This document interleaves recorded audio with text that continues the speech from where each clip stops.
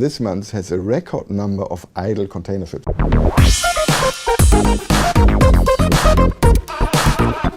First and foremost, Jan, can you tell us some of the findings from the Unctad's review? I think one of the key new findings that I found interesting, for the first time ever, we estimate there's a total of 10 billion tons of seaborne trade. So that's a nice number, 10 billion tons. And if you translate this into something more manageable, that means like about 100 kilo for every person of the world per month. So every Chinese, Indian, child, adult. So it's a lot of volume. So I think it's a nice number, 10 billion tons. Now going into a bit more the analytical part, what this review highlights, again, continued, and even more than recent years, the continued oversupply in the business. The supply, the fleet has grown a little slower than in previous years, actually slower than since any year since 2009.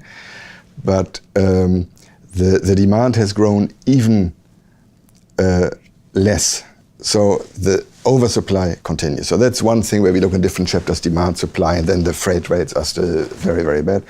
Maybe a third thing that we highlight, especially in this issue, we call it a bit opportunities, challenges for developing countries. We see that countries in general, including developing, you can no longer say that I focus on being a maritime country or not maritime country. That is history. In the past, you had maritime countries, like I'm from Germany originally. There were German ship owners, German flagged ships with German seafarers. The ships were built in Germany, insured in Germany, classed in Germany. Nowadays, countries specialize in different sectors. And so a lot of our focus is to analyze which countries specialize in which sectors and a little bit why they specialize in which sector. I find it very interesting, a very different shift. No? Even 20, 30 years ago, you would say, okay, maritime countries, non-maritime, and now we analyze the different businesses within the maritime sector. So if shipping's in a crisis, what are the key challenges and what opportunities are there?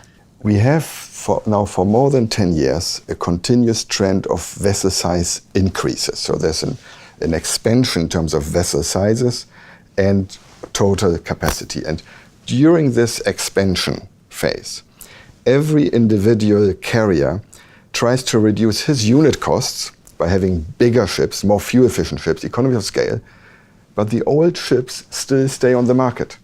They're not scrapped, they are too young to be scrapped. So a key challenge is this continued oversupply. And while everybody's expanding, the total market freight rate continues to go down. And there are two other challenges we see with this trend. Apart from the low freight rates, which led to the Hanjin bankruptcy, that's one of the underlying problems. And the interesting thing is we did our analysis actually shortly before the Hanjin bankruptcy. It is published now and said, wow, we were right. We should have published it quicker. It's bad news for the shipping companies, but it's also bad news actually for the hinterland and the ports, because the total logistics costs, we have reached a moment where the shipping may still have some savings, economy of scale, fuel efficiency, but the ports have to dredge, buy cranes, expand the hinterland, have more efficient intermodal connections. That costs money without necessarily more business, more volume. And the last point, challenge for us, particularly important, the smallest and weakest developing countries, they're more and more confronted with oligopolistic markets. You have this process of concentration, bigger and bigger ships, meaning also fewer and fewer companies. Yeah? There are mergers, alliances, companies going out of business. And if you are a very, very small country and you used to have maybe 3 providers, now it's only 2 or maybe only 1, then as a client you're confronted with an oligopolistic situation. So that's a key challenge. You also asked about opportunities. Now opportunities, we see maybe twofold. Now that it is no longer being maritime or not maritime, even sometimes smaller countries or poorer countries, they can find a niche like Filipino seafarers or Dubai ports as a port operator or ship scrapping in Bangladesh or classification society in India. So you find different countries participating. That's one opportunity.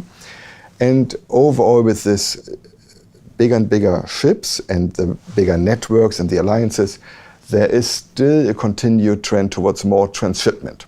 So those countries who are in the right place, Panama, Sri Lanka, Singapore, they have continued opportunities for more hub ports and transshipment business. So finally, what's the long-term perspective for shipping? There is a challenge that, not just with shipping, but with trade in general, which of course affects shipping, that we have found now we are already in the 5th year where trade is growing slower than GDP. And this has never happened for more than 2 or 3 years in a row since the Second World War. And the question is, not just for us, the analysts in Unctad, but people in the World Bank, WTO, we are all saying, what's happening? Is this just a cyclical thing, or is there something fundamentally changing in the context of 4th Industrial Revolution, 3D printing, e-commerce?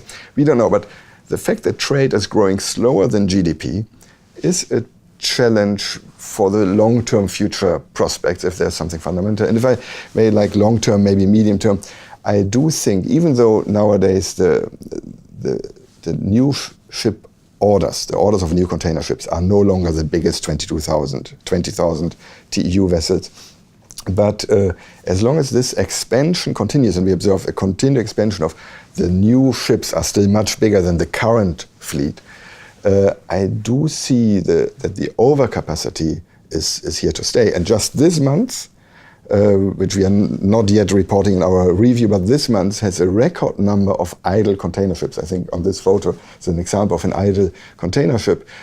So there have never been so many ships at such a big capacity unused, which puts continued downward pressures on the freight rates. Well, thank you, Jan Hoffmann, for joining us in the studios today. It's been a pleasure speaking with you. Thank you.